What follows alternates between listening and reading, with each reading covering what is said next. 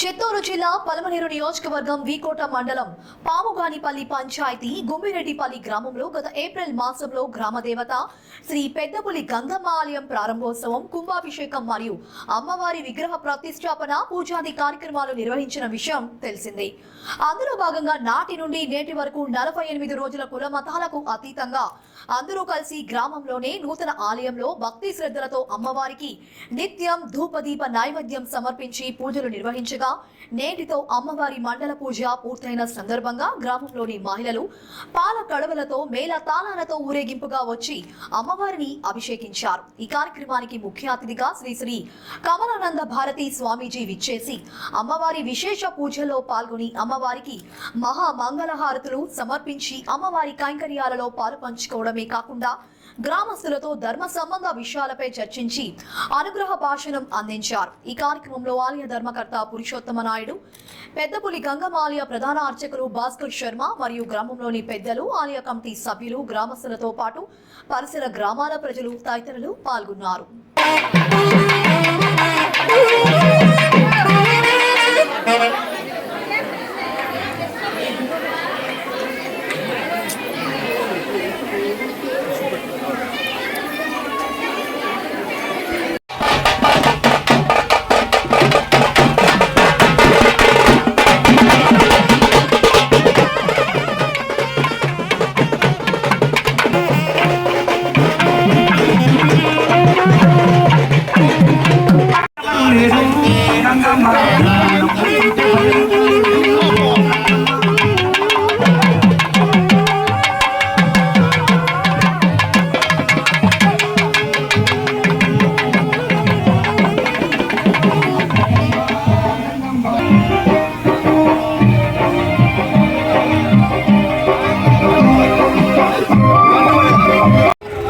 శ్రీరామచంద్ర ప్రభుకి మనమందరూ కూడాను ఒక ఊళ్ళో ఉన్నప్పుడు బయట నుంచి వచ్చిండే వాళ్ళు కావచ్చు, ఉండేవాళ్ళు అందరూ కూడా వసుదైక కుటుంబం. మనమంతా కుటుంబంలో ఉండేవాళ్ళే. వయసు అయిపోయిన వాళ్ళు ముందు రోజులండి, వాళ్ళ పాపం చూస్తూ ఉంటుంది, షుగరు బీపీ సంపాదించుకుంటారు, కొంతమంది ఇబ్బంది ఉంటుంది కాబట్టి వాళ్ళు ముందు వదిలేయండి.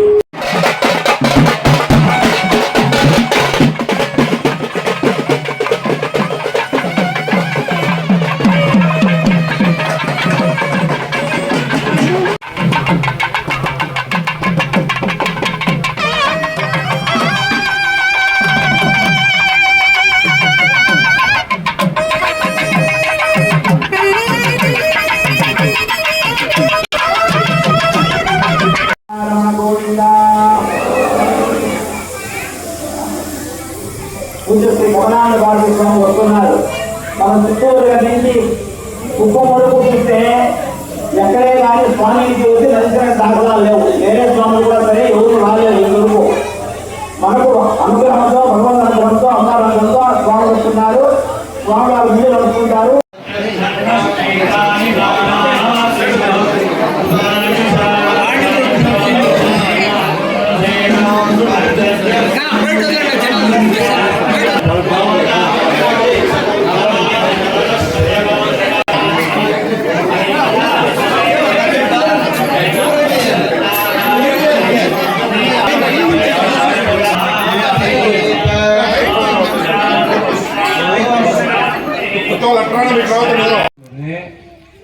అక్కడ రేపల్లిలో నందుడి ఇంటిలో యోగమాయ పుట్టింది.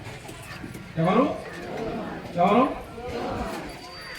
చెప్ప పిల్లలు చెప్పాలి, పెద్దవాళ్ళు చెప్పకపోయినా పర్వాలేదు, చెప్పాలి. రైట్, ఎవరు పుట్టారా?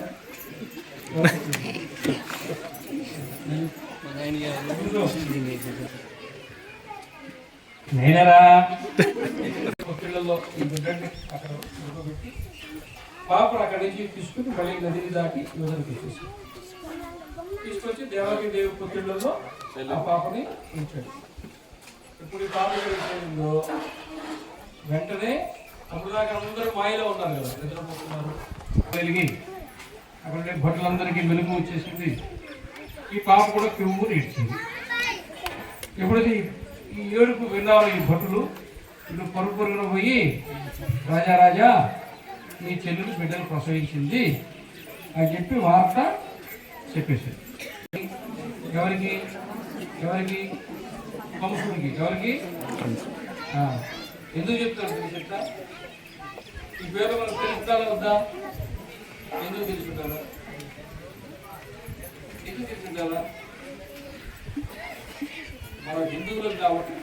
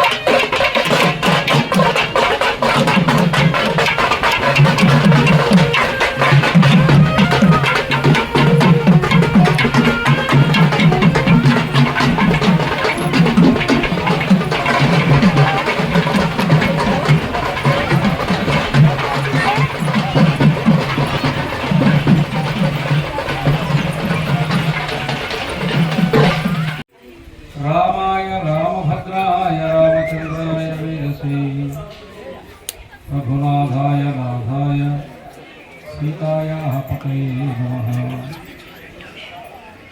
వాగర్ధావివ సంపృక్తం వాగర్ధప్రతిపత్తయే జగతః పితరౌ వందే పార్వతీ పరమేశ్వరౌ.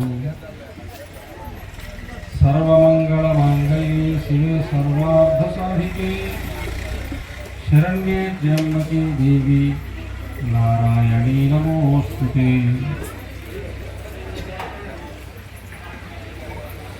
ఒక గ్రామము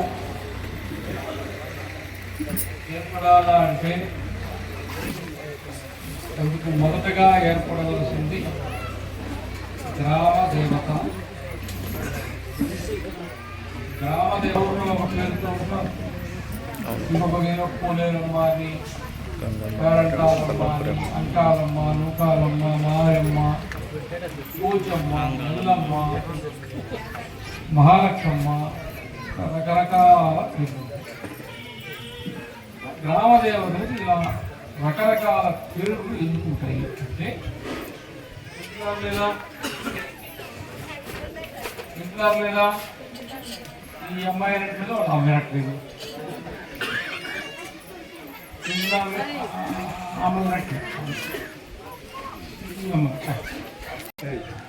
చెప్పండి. శ్రీమదాంధ్ర మహాభాగవతము. మరి ఇప్పుడు శ్రీమదాంధ్ర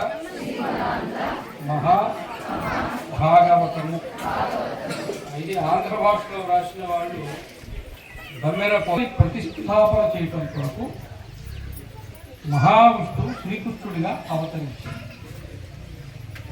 అలా శ్రీకృష్ణుడిగా అవతరించే సమయంలో వాళ్ళ అమ్మ నాన్న ఎక్కడున్నారు? ఎక్కడ? వీధిలో నుంచే కదా వచ్చేది. అవునా? అక్కడ చెక్క వస్తుంది, వెనక్కిపోయిండే. అందుకని వీధులను శుభ్రంగా పెట్టుకోవాలా. అదంతా శాస్త్రంతో కూడుకున్న పని. అమ్మవారితో సమాచారం, అమ్మవారితో మిగతా దేవాలయాలకి మీరు ఎక్కడైనా వెళ్ళండి. ఇక్కడికి వచ్చేటప్పుడు జాగ్రత్తగా ఇక్కడికి వచ్చేటప్పుడు నేను ఒక విషయం చెప్తాము, ఏమనుకోకండి. మహిళలు ఎవరైనా ఇంటికి దూరంగా ఉంటే వాళ్ళు 5వ రోజు రండి ఇక్కడికి. 4వ రోజు 3వ రోజు స్నానం చేస్తారు, 4వ రోజు కూడా ఎడతా ఉండండి, 5వ రోజు అమ్మవారి రండి. రాకూడదు అమ్మా అమ్మవారు. అందుకని గ్రామదేవతలు జాగ్రత్తగా పూజ ప్రార్థించుకుంటే అదే పూజ. మీరు పాట పాడతారా, కీర్తన పాడతారా, భజన సరిపోతారు. సరే మీరు బాగా చెప్పి చేయించున్నారు, చేయించుంది చేయించండి. గ్రామ దేవత ఆచారం వేరే ఉంటుంది. దాని ప్రకారం మీ ఊరు గ్రామ దేవత గురించి చెప్పానా, తెలిసిందా, అర్థమైందా, మీకు రాలా, ఇక్కడ ఉంచేద్దామా, గ్రామ దేవత గురించి ఉంచేద్దాం. నాకు తెలుసులేదు సంగతి.